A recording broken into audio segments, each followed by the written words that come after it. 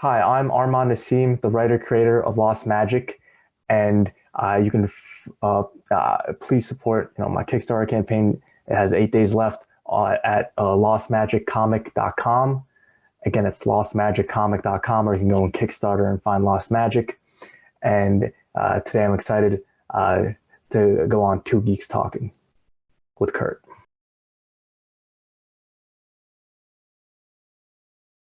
Good morning, afternoon, evening, everyone. Two Geeks Talking is an entertainment industry interview show where we interview the creative people from the comic, film, TV, movie, and video game industries. And of course, I'm your host, Kurt Sasso.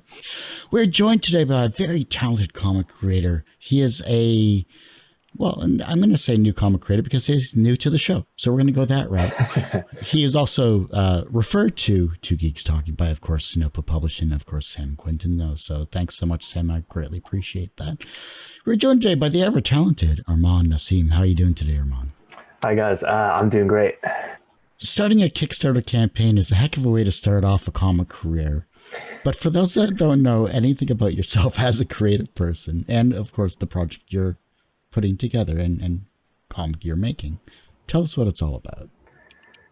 The way I'm labeling myself in this new year is as a writer. I really want to double down and focus on this year and really build off a lot of works and projects that I've had in my mind and floating around for at least the last year or over a year now. I'm a writer based in New York. I'm also a comedian. My past in writing has heavily revolved around screenwriting, films, short films, sitcoms, and I've made a bunch of stuff. And it's all on my website, armandasim.com. After I graduated from college, I really wanted to take a dive and create kind of more content and things like that.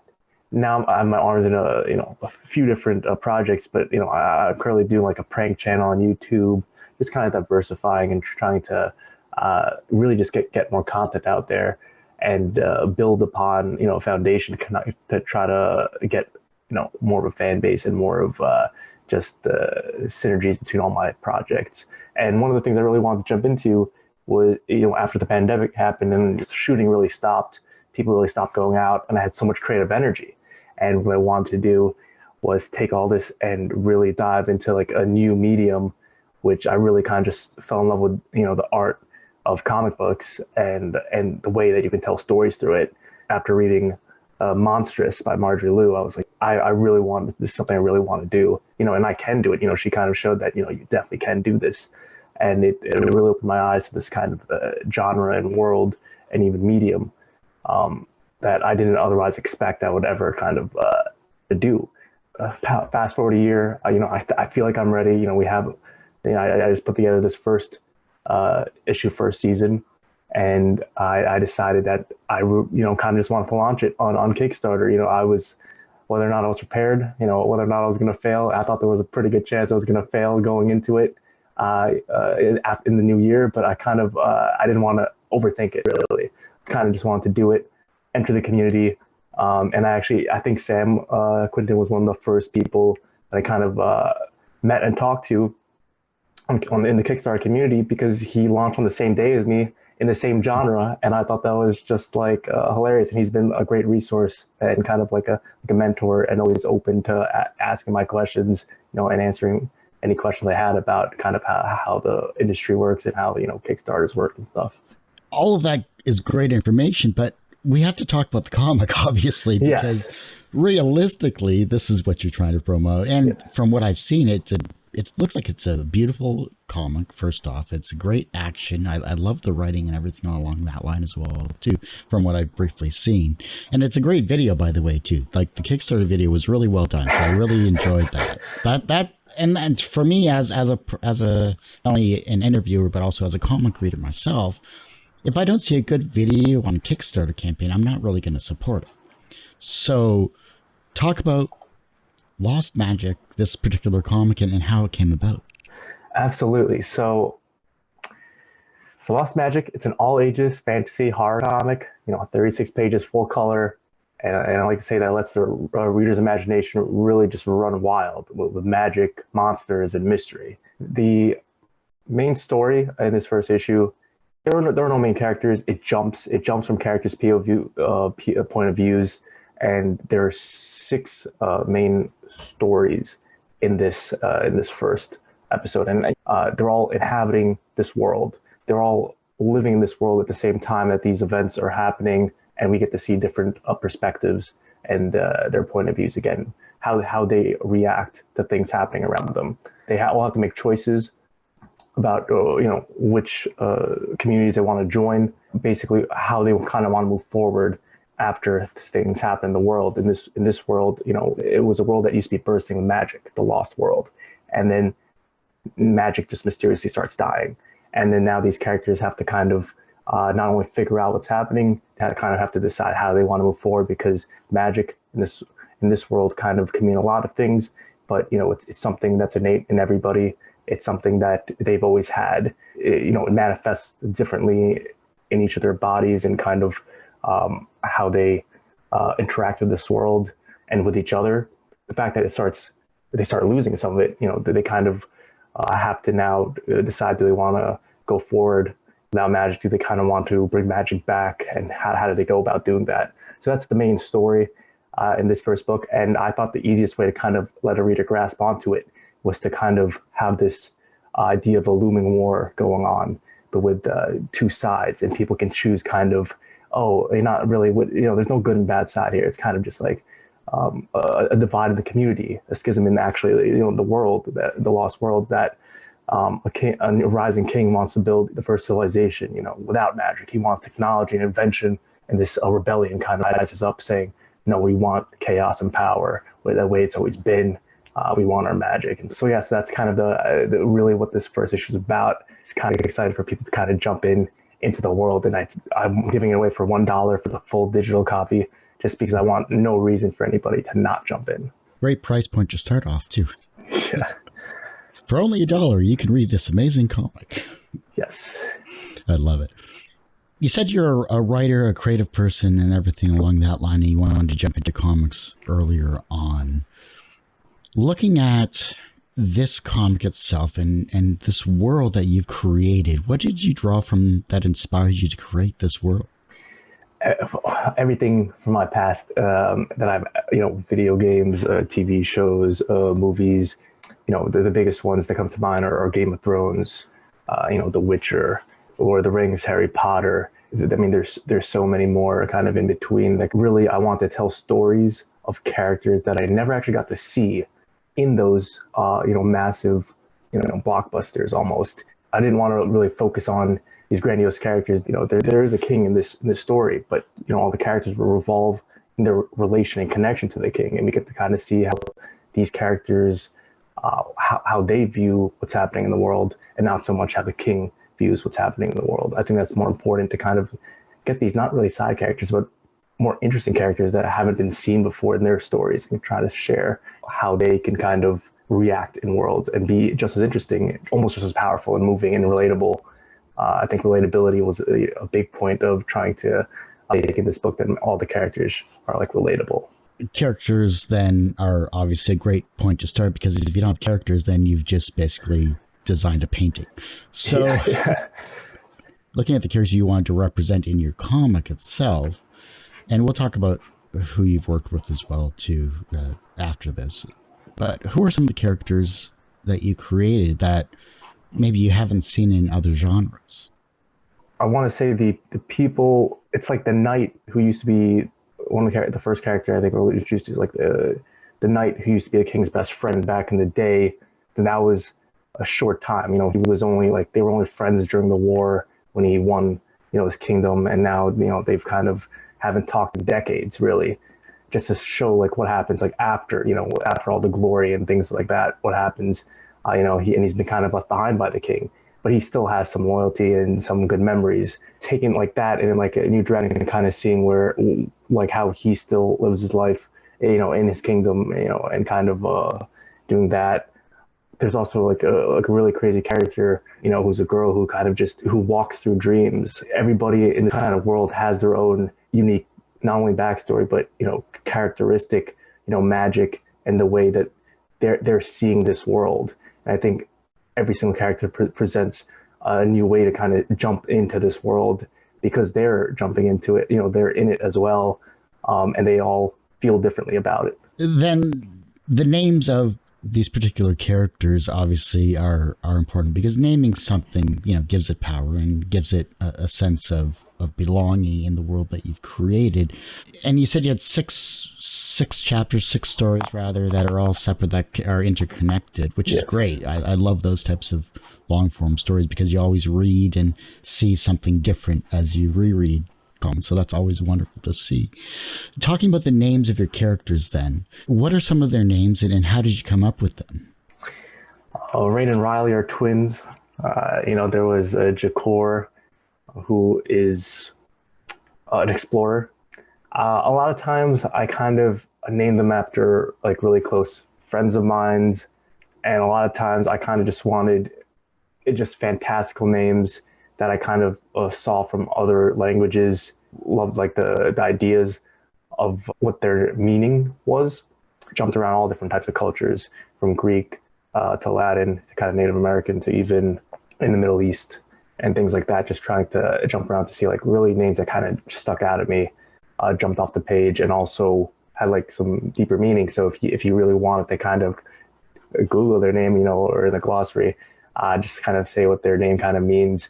It could just have like a deeper, level of meaning. There's obviously random name generators that can come with some crazy combinations, obviously, as well, too, I'm sure. But I don't think it would have as much of a personal meaning as it did for you and your character. What was an early experience where you learned that language had power? Back when I was back in high school and college, I used to write a lot of poetry, and even I was editor-in-chief of my school newspaper, and it was my first introduction into kind of writing and using words, and I think it really it focused me on especially poetry, like short form, trying to get the point across in a flowery way, like using language that was interesting, but was very concise, and it painted a vivid picture, and got in and it left, and it was still in your head, and I think that was a big thing about it. And then when I was in part of my school newspaper, it really taught me the psychology of almost like marketing, or why people read things and how to grab people's attention.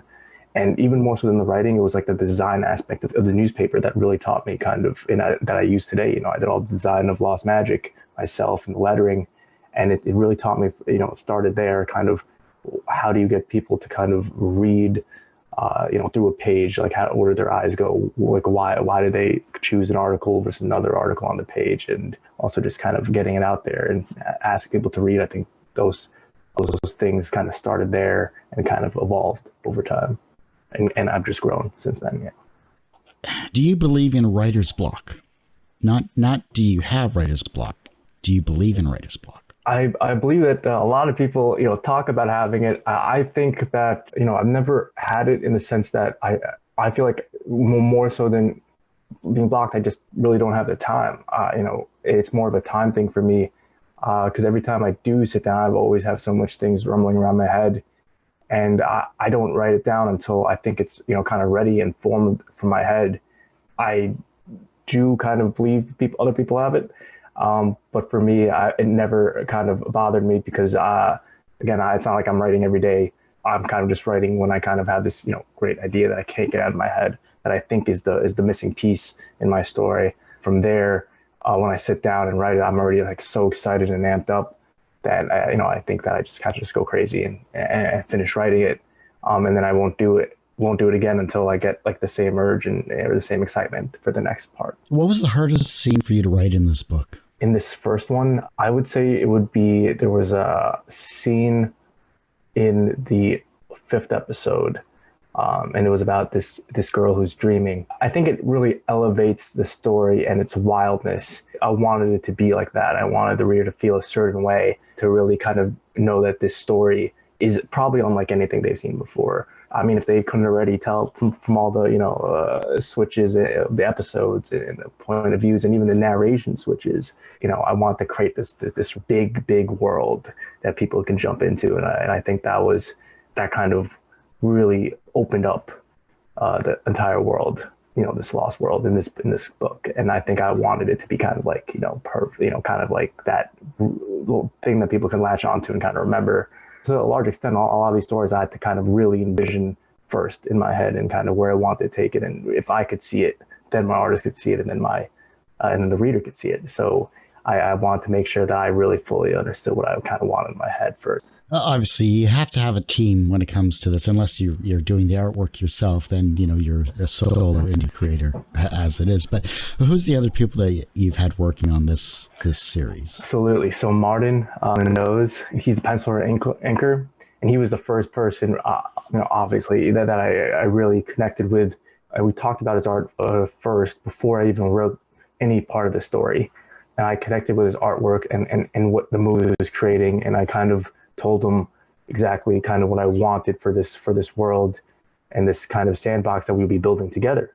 And he was super excited about it. He wanted to do it. It was an abstract artwork that really let your imagination kind of run wild and fill in the blanks. I wanted readers to be able to see these characters in this abstract art so that this lost world could really take form in their minds. I think he did it very well, and he understood the fantasy aspect of it, but also the horror aspect of it, and kind of the monster designs, and what he was able to do there was just amazing. And then I started writing the first episode and the second episode, and then we kind of went one by one. But the first moment I sat down with him, I told him I wanted to do six issues here. I wanted to do 6 seasons.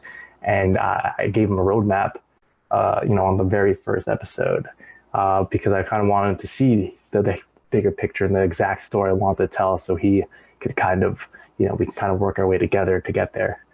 The collaborative effort that you've had with, of course, your artist here. What did you have to edit out of the book then? Enter late and then leave early. I really wanted people to kind of want to stay in these stories more. I think that that's more powerful. A lot's happening, so almost like snippets in their lives, and you're kind of jumping in, and you're getting a real feel for them, and then you're kind of leaving when things are maybe just getting exciting, and maybe things but we're getting to see big events happening as they unfold, and the reactions before or after it happens, and then we're kind of filling in the blanks in again in our minds, oh man, what just happened? What's gonna happen next? What are they gonna do?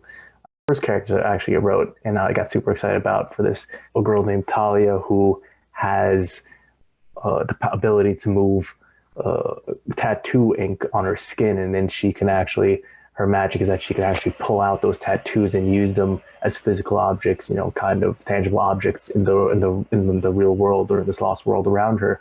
And then I kind of just decided that what would probably be best for this kind of story is I wanted her, she's only in one panel in I think the entire first episode, but you can feel her presence. You can really feel that the entire episode is kind of centered around her, and it really you can just feel her presence throughout the entire scene, and that carries over I think through a lot of the characters in all the episodes, because maybe you don't get enough time with them, but you get the sense of kind of who they are and how they kind of feel about their adventure and where they're at in their adventure. So I would say that a lot of things that were edited out kind of were in the story of boarding phase, and what kind of which characters interacting actually in the scene versus which character kind of left out. Just trying to get to the moment, the juicy moment in each kind of thing, and then kind of just leaving with the readers wanting more. Looking at your script then, from a writer's perspective, obviously you've planned everything out, which is great for this first season here as well. Was there an interaction that you wrote down on the page that when you finally saw the artwork for it, you were like, man, this is better than I expected? Every single page here. No, I would say that the first episode kind of really blew me away as to what was possible, because it was the first pages that I ever got back, I would say, from Martin and maybe in comics in general. So when I first saw those first few pages and the way the characters were finally interacting, kind of really enlivened in my head what was possible in this world, and I really want more people to see it. At the very end, I got very excited when two of the one of the strong at the episode 6 we finally see the King's Council almost, and I was very excited to write that because these are 2 high profile people in the world, and they're characters you're gonna hear a lot about because everybody knows them. versus characters that maybe nobody really knows in this world yet. I'm talking about like the actual, people living in the world. So notoriety and fame in this world kind of mattered. It's interesting to think about. And then we're having like the king's greatest warrior and leader of the army, and his like the smartest person in the world almost. And she's actually the last of her kind. She has all these secrets in her head.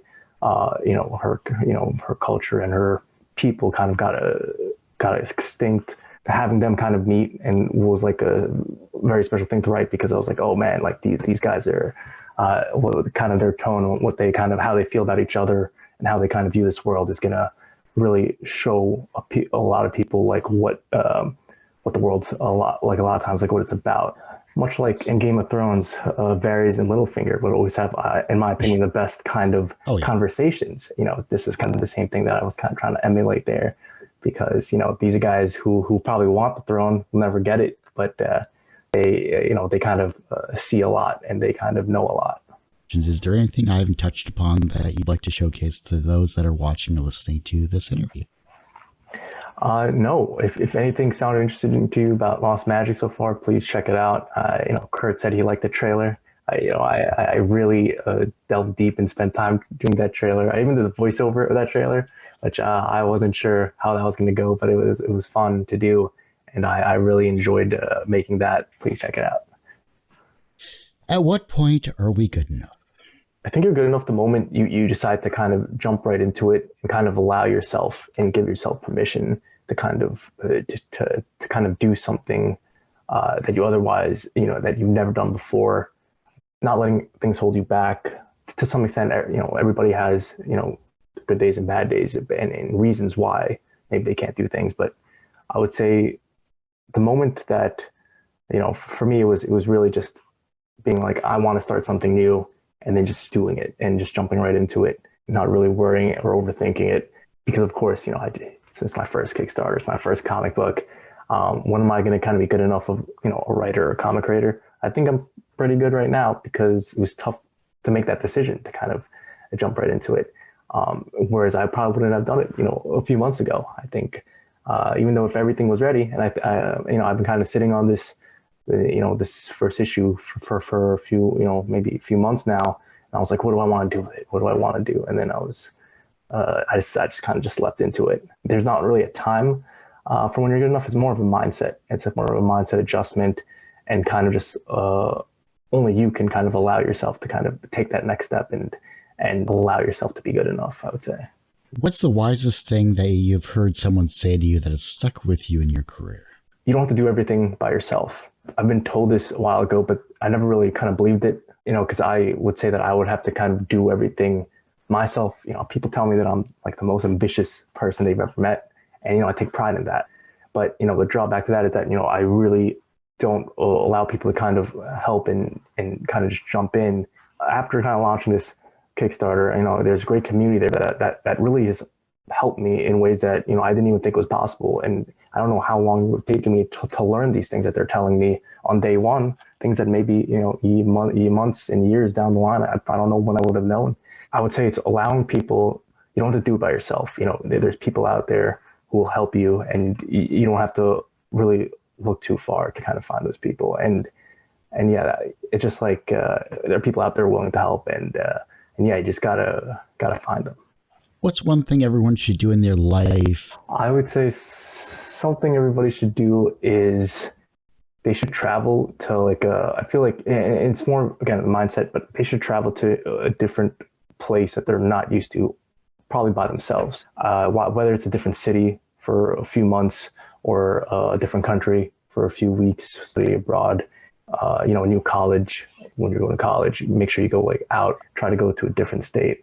Not where your friends are going. Try to have a new experience where you're really forced to kind of not only introduce yourself, but reinvent yourself almost in a way that really allows you to free yourself from, what happened in, kind of the past, who you used to be versus how you want to be going forward. And you can really always do this no matter where you are. But I find it's a lot easier and it's more natural if you go and outside your comfort zone, outside your actual local community, and you kind of start again in a new setting. And I think that's always something that I would tell a lot of people to do, because it really breaks you off from your pattern of what you're doing, who you are, and it really drops you in and allows you to kind of make new friends, meet new people, have new experiences that you otherwise would not have had before. Whether they're good or bad, I don't think that really matters. I think what matters is that you're taking that step to kind of. So have you reinvented yourself? Oh, many times. I like to say I keep reinventing myself. Even just this year, I'm deciding to double down and focus on my writing, building an audience and a fan base. Whereas before, I never really saw myself doing that. Even though it's something I wanted to do, I just never gave enough time and effort and resources to doing it. I've done it, multiple times in the past when I was trying to do a lot of comedy stuff versus doing a lot of business things. I think like even just getting like a crazy new haircut. I think even that kind of just resets yourself and ready for more. There was a time actually like right in college, at the end of college, where I kind of just took bodybuilding really seriously, and I gained like 20 pounds of muscle, and then just stuff like that. Like, it sounds like simple, but it really changes what you think is kind of possible and what you think of yourself. That yes, I had that experience, and whether it's even a new job that you didn't think it would take, like just taking these as many experiences as you can. Taking a chance is always scary at first, but can be rewarding as well. Yes, absolutely. Everyone has one person that inspired them on their path to where they are today. Who was that for you? There's so many back in business school that I was kind of just drawn to their, enigmatic personas and kind of how they were able to get past, adversity and all the things in their life. It feels too simple to kind of say like Steve Jobs and all these great people who kind of changed the world and really showed you what's possible, coming from almost nothing.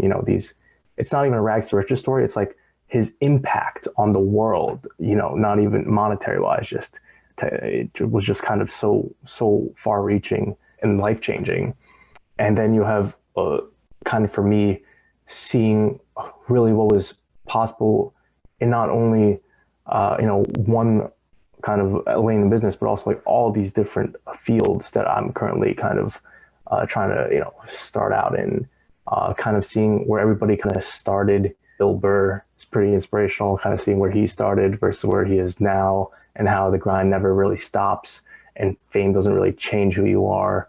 And then I kind of see that when you kind of really want something that's kind of the only thing that really matters, because you can be kind of successful in anything, like literally in any area that you want. Like there's somebody at the kind of top who kind of started from nothing, and you can kind of invent your own areas and verticals and lanes.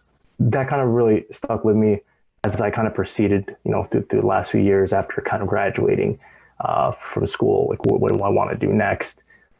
It came back to, what are these people, like these guys that I kind of motivated me, like when I was really drawn to what they were able to do. What did they do? What did they do? Were they just as unsure as I was? And the answer is yes. It's really like the story of how people kind of rise and kind of are all kind of in it together, in the sense that we all experience the same things of uncertainty and things like that. Basically doing what you want. I've kind of realized lately that people just do whatever they want, and that's good. It is a good, it's a fine thing to just be okay doing what you want, as long as you're doing what makes you happy. That's kind of what people are mostly care about, if they care at all.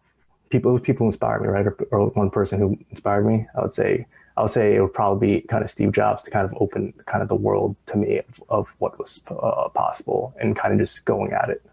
From a professional perspective, you've created a comic book. You are a content creator and a film producer and all-around talented person in many different creative endeavors here. Thank you.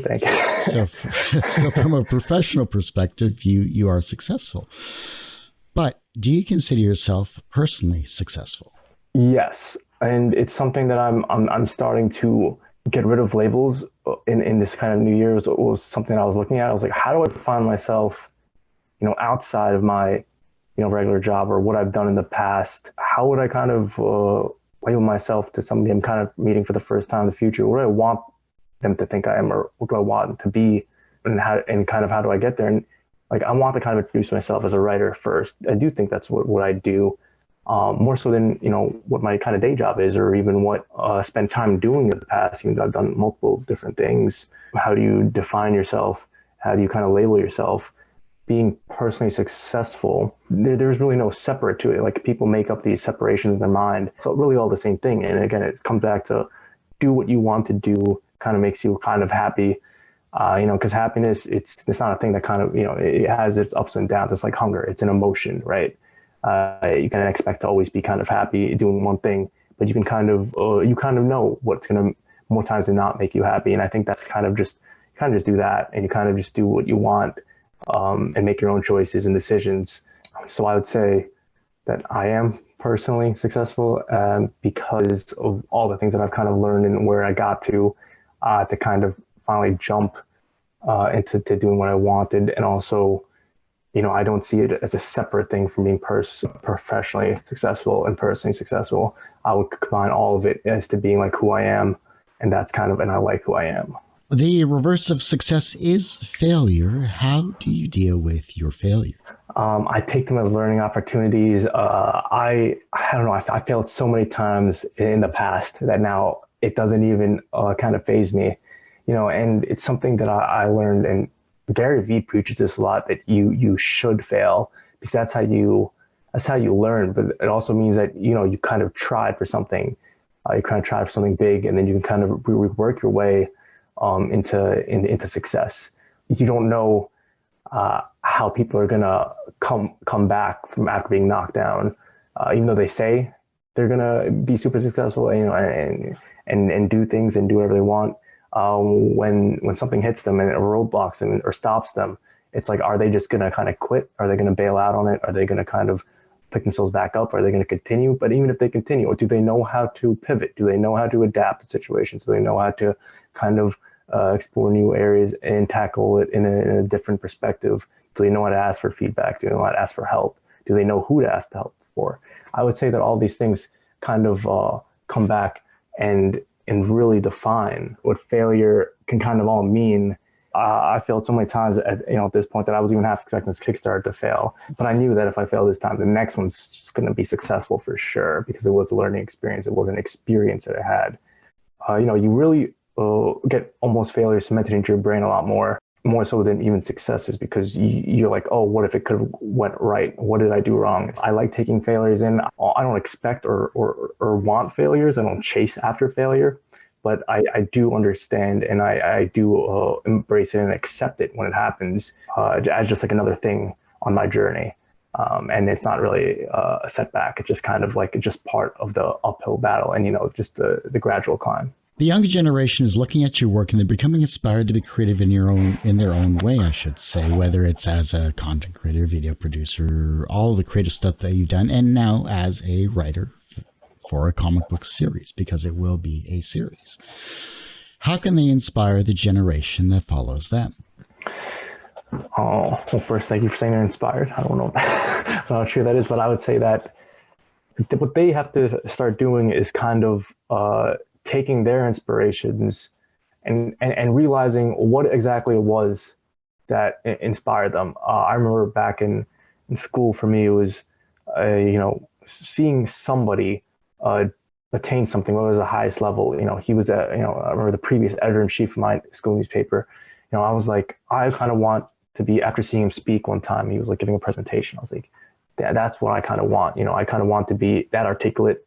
I kind of want to be, what he was able to do. I kind of am inspired by that.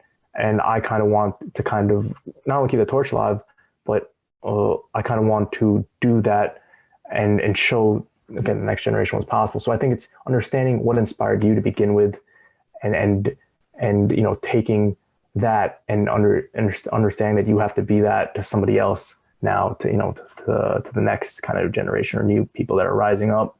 And then you kind of show them, inspire them the same way that you were inspired, because you kind of mirror that down. And I think that's kind of the way to do it.